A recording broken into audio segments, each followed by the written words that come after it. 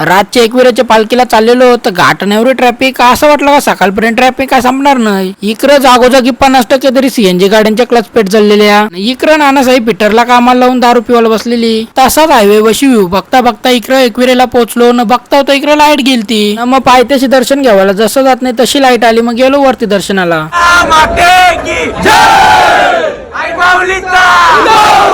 एकविरा माते की जय. आई माऊलीचा उदो उदो बोलून जसा वय नाही तसा इकडं आयव साई धुरकूस घातला. आयवचा का कोणाला ऐकतच नव्हत्या. या सगळ्यांना उरवत पुरं निघत चाललेल्या. नंतर विचारला त्यांना काय झालं तर बोलतं आमचा नवस आहे बोलतं दरवर्षी सारखा. आयवसा सगळ्यांना उरवून पुरं चाललेला बघूनच नानासाहेब मागची चान्स मारली. पुरं शेवटी नानीसाई त्यांना थांबवला. जाऊन तर काही दिलं नाही लास्टपर्यंत पुरं. मग का या आयवनी वापरला डोका. सगळ्यांच्या वर्षी चाललेली. इकडं पोरा बघा कशी सगळी की कालतान.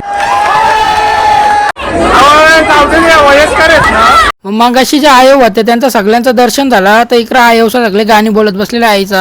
आमचं पण दर्शन जाम भारी झालं. इथं न घाई करता इथं बाहेर लोक फोटो काढत होते. आम्ही पण सगळं त्यांच्यान गेलो ना फोटो काढायला लागलो. कलती उतरतच होतं तर तुम्ही इथं बघू शकता लोक डोंगरानं झोपताना. आतापासून नाही लय आधीपासून अशी बोलता. आधी तर बोलतो पालखीशी दरवर्षी बोलतो भांडणासाची पण हल्ली नाही होत तशा. 4:30 वाजले रातच्या तरी इथं अजून सगळी लोक जागीच आहेत. सकाळची 7:30 ला पोहोचलो घरात तर देवांश भाई चाललेला शालेन त्याचा पेपर होता म्हणून. तर हा पण युट्यूबला ब्लॉग टाकलेला आहे तुम्ही जाऊन बघू शकता जर नसाल बघितला तर. चला ब्लॉग इथं एंड करू. भेटू उद्याच्या नवीन ब्लॉग मध्ये.